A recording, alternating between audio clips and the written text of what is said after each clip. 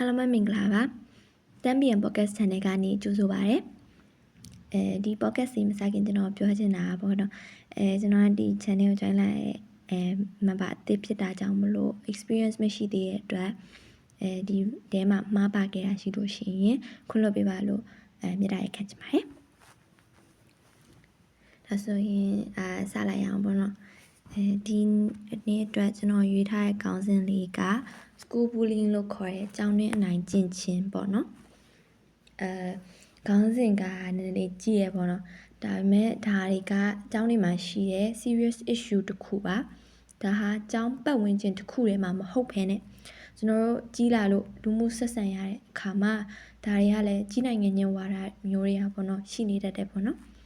ဒီလိုဖြစ်တွေမှာကျွန်တော်တို့ဖြစ်တွေကကျွန်တော်တို့မြန်မာနိုင်ငံတစ်ခုထဲမဟုတ်ဘဲနဲ့တစ်ကမ္ဘာအလုံးနဲ့ချီပြီးတော့တစ်ကမ္ဘာလုံးဆိုင်ရာအနေနဲ့ဖြစ်နေတဲ့အရာတွေပေါ့နော်ဒါတွေကတော့နိုင်ငံခြားရုပ်ရှင်တို့ဝတ္ထုတွေပါဖတ်ဖို့တဲ့သူတွေကတော့ပေါ့နော်တွေ့ဘူးမြင်ဘူးကြမယ်ထင်ပါတယ်ဒီကောင်းစဉ်ကိုဘာလို့ရွေးရလဲဆိုတော့ကျွန်တော်ကိုယ်တိုင်ကလည်းဒီလိုမျိုး school bullying ကို experience လုပ်ခဲ့ရပူတဲ့သူဖြစ်တာကြောင့်နည်းနည်းပြန်ပြီးတော့ sharing လုပ်ပေးချင်တာရယ်ပြီးတော့advice ပေးချင်တာရယ်ပေါ့နော်အားလေးနဲ့ကြောင်းမလို့ဒီကောင်းစဉ်ကိုရွေးခဲ့ရပါလိုဖြစ်စဉ်တွေရဲ့အခြေခံဟာ peer pressure လို့ခေါ်တဲ့လူမှုအဖွဲ့အစည်းနဲ့ဖိနှိပ်ခြင်းမှာအနိုင်ကျင့်ကြတဲ့သူတွေမှာသူတို့စုပ်ကိုင်နိုင်တဲ့အဖွဲ့အစည်းနောက်ခံတွေရှိတတ်ကြတယ်များသောအားဖြင့်အနိုင်ကျင့်ခံရတဲ့သူတွေကတော့နောက်ခံမရှိတဲ့သူတွေဖြစ်များရပေါ့နော်ဒါကလည်းလုံးဝပုံသေးကြီးတော့မဟုတ်ဘူးပေါ့နော်ဒီလိုဖြစ်မျိုးတွေကိုအကြောင်းတွေကဖြေရှင်းပေးရမှာပါဒါပေမဲ့ကျွန်တော်အတွေ့အကြုံရပါတော့လူကြီးတို့အားကိုးတာထက်ကျွန်တော်တို့လူငယ်ချင်းအကြံပေးတာပို့ပြီးတော့ထိရောက်တယ်လို့ထင်လို့ပါအနိုင်ကျင့်မှုပပျောက်ရေးဆိုပြီးတော့ခေါင်းစဉ်ကြီးတက်လိုက်မယ်ဆိုလို့ရှိရင်တော့နည်းနည်းလေးကြီးသွားလိမ့်မယ်ပေါ့နော်ဒီတော့ကိုကအနိုင်ကျင့်ခံနေရရင်ဘယ်လိုလုပ်ရမလဲဆိုတာနဲ့ပဲစလိုက်ရအောင်နော်ဒီနေ့အပြင်ကျွန်တော်တစ်ချိန်ကလိုခဲ့တဲ့ advice မျိုးပေါ့နော်ကျွန်တော်ကဒီ school bullying အနိုင်ကျင့်အကြောင်းနဲ့နိုင်ကျင့်ခြင်းကိုနည်းနည်း category လေးခွဲခြင်းတယ်ပေါ့နော်နံပါတ်1အနေနဲ့စကားလုံးဖြင့်အနိုင်ကျင့်ခြင်းအနိုင်ကျင့်တယ်ဆိုတာကကိုထိလက်ရောက်လုံးမမဟုတ်ဘူးပေါ့နော်စကားတစ်ခုခုနဲ့ဖိနှိပ်လိုက်တာကစားဒါကအနိုင်ကျင့်ခြင်းပေါ့နော်တချို့ကတငယ်ချင်းတွေမလို့ပါစတာပါအဲ့လိုမျိုးပေါ့နော်ခေါင်းစဉ်အနေနဲ့လှုပ်တဲ့ကြပြီမယ်တစ်ဖက်ကစိတ်ခံစားချက်ကိုထိခိုက်စေခဲ့ရင်ဒါကအနိုင်ကျင့်မှုအသေးစားလေးပေါ့နော်ဥပမာပြရလို့ရှိရင်နင်ဒါလေးတော့မလုပ်တတ်ဘူးလားနင်ကိုနေမိုက်တက်ထင်နေလားနင်ကိုနေတော်ရထင်နေလားအဲ့လိုမျိုးပဲပေါ့နော်မိန်းကလေးမှာဆိုလို့ရှိရင်ပိုဖြစ်များတာက body shaming သဘောမျိုးတွေပေါ့နော်နင်ဝလာရင်တော့ဘွေးမချောက်လားဒါမျိုးတွေပေါ့နော်အချင်းချင်းအပြောသဘောနဲ့စားနောက်ကြတာတစ်ဖက်ကလည်းလက်ခံနေဆိုရင်ကဒါကြီးကပြဿနာအကြီးကြီးတော့မဟုတ်ဘူးဒါပေမဲ့ပြောရနေအပြတ်ဖြစ်မသွားဘူးတော့လိုပါပေါ့နော်ကိုကဒီလိုခံစားနေရပြီဆိုရင်ပထမဆုံးအနေနဲ့ကိုကိုထိခိုက်စေတဲ့ကိုစိတ်ကိုထိခိုက်စေတဲ့စကားပြောခဲ့တဲ့သူကိုသဘောမကျကြောင်းကို direct ပြောရမယ်သူ့ဘက်ကကိုခံစားရတာကိုနားလည်လာလို့ရှိရင်ဆင်ခြင်ပေးရင်ဆင်ခြင်ပေးမယ်တောင်းပန်လိုက်မယ်ဒါပေမဲ့သူ့ဘက်ကမတောင်းပန်ဘူးဆင်ခြင်မပေးဘူးဆိုလို့ရှိရင်လည်းဒါကို view site ဆရာမလိုဘူးအခုချိန်မှာကိုလိုအပ်ဆုံးက self confidence ပါကိုယုံကြည်မှုရှိဖို့လိုရတယ်ကိုအကြောင်းကိုအကြောင်းကိုထပ်ဘယ်လိုကပိုသိနိုင်မလဲလीနော်ဒါကြောင့်မို့အခုချိန်မှာ self confidence စာအုပ်ကလေးဖတ်တဲ့နဲ့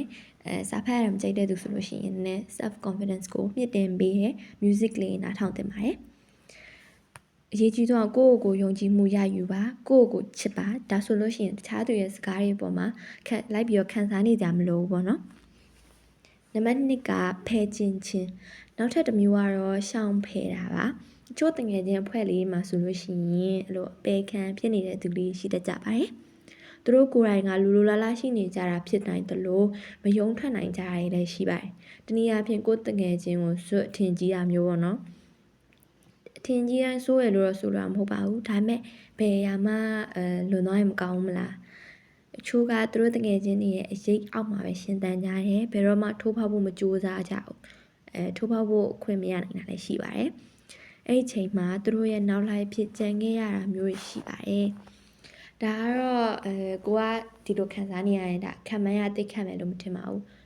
ကိုဒီအုပ်စုရဲ့ဝင်နေမှန်ကိုလည်းတီးပြီးတော့ဘေးပတ်ဝန်းကျင်လူတွေကလည်းတီးကြမှာပါဒီအရာကိုဖြည့်ရှင်းဖို့အတွက်ကကိုစိတ်ကိုထားရဖို့လိုတာပါအဓိကကတော့ confidence ပေါ့နော် confidence ရှိနေနိုင်ဖို့လိုရတယ်ငါသူတို့နဲ့ရှင်နိုင်မှာမလားငါသူတို့လောက်မှမတော်တာစသဖြင့်ဒီလိုအတွေးတွေကိုရက်လိုက်ပါသူလည်းလူပဲငါလည်းလူပဲပခုံးနှစ်ဖက်ကြားခေါင်းထွက်တာချင်းတူငါကဘာလို့သူတို့လိုမလုပ်နိုင်ရမှာလဲငါသူတို့ထက်ဘာလို့မတော်နိုင်ရမှာလဲဒါလိုမျိုးတွေကိုတွေးထားမှာပေါ့နော်တက်နိုင်ဆုံးတွေးရမယ်ဒီလိုအချိန်မှာကိုယ်ပဲနေရာမှာထူးချွန်လဲကိုယ်ပဲနေရာမှာတော်လဲဒါမျိုးတွေရှာဖွေရမှာပါတစ်ချိန်ကကိုမောကြည့်ခဲ့ရတဲ့သူတွေကနောက်တစ်ချိန်မှာကိုပြန်ပြီးတော့မောကြည့်လာနိုင်တာလေးလည်းဖြစ်နိုင်ပါတယ်ကိုမယုံကြည်မှုမရှိတာကသူတို့ချေလဲဖို့အတွက်ပို့ပြီးတော့လွယ်ကူစေပါတယ်နံပါတ်3က peer pressure လူတယောက်ရဲ့အထိမခံနိုင်ဆုံးကစိတ်ပါလူတယောက်ဟာစိတ်အဆင်မပြေလို့ရှိရင်အလုပ်လုပ်ရတာအဆင်မပြေသလိုမျိုးလူတယောက်ကိုထိန်းချုပ်ခြင်းလို့ရှိရင်သူတို့ရဲ့စိတ်ကိုအရင်ဆုံးထိန်းချုပ်ရပါတယ်တချို့တော့နိုင်ကျင်ခြင်းတွေကလူဝင်အားနဲ့လောက်ကြတာပါကိုထိလက်ရောက်လောက်တာမျိုးရှိသလို peer pressure လို့ခေါ်တဲ့ပတ်ဝန်းကျင်ဖိအားနဲ့တွန်းပို့တာမျိုးတွေလည်းရှိပါတယ်လူတိုင်းဟာများနဲ့တယောက်ဆိုရင်တော့အနေနဲ့အများကြောက်လန့်တကြရရှိပါတယ်ဒါကိုတစ်ဖက်ကအသုံးချပြီးသူတို့လိုချင်တာကိုဖိအားပေးတဲ့ manipulate လုပ်နေတစ်မျိုးပါဒီလိုခံစားနေရပြီဆိုရင်တော့လိုအပ်တာကယုံကြည်ရတဲ့သူတယောက်ပါကိုယုံကြည်အားကိုးရတဲ့သူတယောက်လိုတာပေါ့နော်မိသားစုဖြစ်ဖြစ်မိသားစုဝင်ဖြစ်ဖြစ်ကိုရဲ့တငယ်ချင်းဖြစ်ဖြစ်လိုအပ်ပါတယ်အများနဲ့တယောက်ဖြစ်နေတဲ့အချိန်မှာကိုဘက်ကကိုတယောက်တည်းမဟုတ်ဘူးဆိုတာဟာကိုလုံခြုံမှုခံစားရစေရပေါ့နော်နောက်တစ်ခုကတော့သူတို့တွေနဲ့တက်နိုင်ဆုံးရှောင်ပေါ့နော်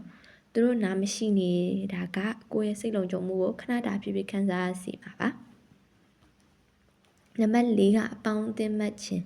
အပေါင်းအသင်းမှတ်ခြင်းကလည်းပေါ့နော်အနိုင်ကျင့်တဲ့သူတွေအတွက်အကောင်းဆုံး target ဖြစ်သွားနိုင်ပါတယ်အဖော်မှတ်တာကိုလို့မကောင်းဘူးလို့ဆိုတာမဟုတ်ပါဘူးဒါပေမဲ့စိတ်ရင်းနဲ့ပေါင်းတဲ့သူတွေနဲ့တွေ့ရင်တော့မျိုးပေါ့နော်ကိုကအပေါင်းအသင်းမှတ်တဲ့အခါသူတို့ရဲ့လွန်ရောဖြည့်ပေးရတာပဲဥပမာမုံဝင်ကြည့်ရတာတို့အင်စာရေးပေးရတာတို့တခုလှုပ်ချင်သူတို့အစာခွင့်တောင်းပေးရတာတွေမျိုးပေါ့နော်သူတို့လိုချင်တာမရရင်မပေါင်းတော့ဘူးဖယ်လာကြမယ်နေငါတို့နဲ့ပေါင်းခြင်းဒါလုပ်ရမယ်ဟွာလုပ်ရမယ်အဲ့လိုမျိုးတွေပေါ့နော်စလာတဲ့ကြိုက်ဒါကိုဖြည့်ရှင်းရမယ့်ညီကရုံထွက်နိုင်ဖို့ပေါ့နော်ကိုယ့်ဘောမကောင်းတဲ့သူတွေကိုငှက်ကြည့်စရာမလိုဘူးကိုယ့်အတွက်ကိုတွေးပါကိုယ့်အတွက်ကိုရက်တီပါသူတို့နဲ့မပေါင်းအောင်လို့ကဘာကြီးကပြက်စီမသွားဘူးကိုယ်စိတ်ရင်းနဲ့ပေါင်းမဲ့တငယ်ချင်းကိုရှာပါကိုယ့်စီကဘာမှမမျောကိုယ့်ရဲ့သူကိုရှာပါဒီကဘာကြီးမှာလူပေါင်း7 billion ရှိ9 billion ပေါ့နော်ကိုစိတ်ရင်နဲ့ပေါင်းမဲ့သူတယောက်လောက်တော့အနည်းဆုံးရှိမှာတေးကြတယ်ဒါကြောင့်လို့ကိုအလေးမထားတဲ့သူတွေနဲ့စက်မပေါင်းမဲနဲ့ကိုတကယ်လက်ခံမဲ့သူတွေနဲ့ပေါင်းပါနံပါတ်5ဂုံပကတနဒါကတော့အကြောင်းလေးမှာလဲစူးစမ်းနေစေဒါမဲ့အပီးပိုင်ပင်ဖြတ်နိုင်သေးတဲ့အယူဝါဒတစ်ခုလို့ကျွန်တော်မြင်တယ်ပေါ့နော်ငွေရှိရင်ဘာမစိုးလုပ်နိုင်နေဆိုတဲ့အတန်ဝိုင်းနေနဲ့တွေ့လို့ရှိရင်ဒါတွေကကြုံရတဲ့ဟာတွေပေါ့နော်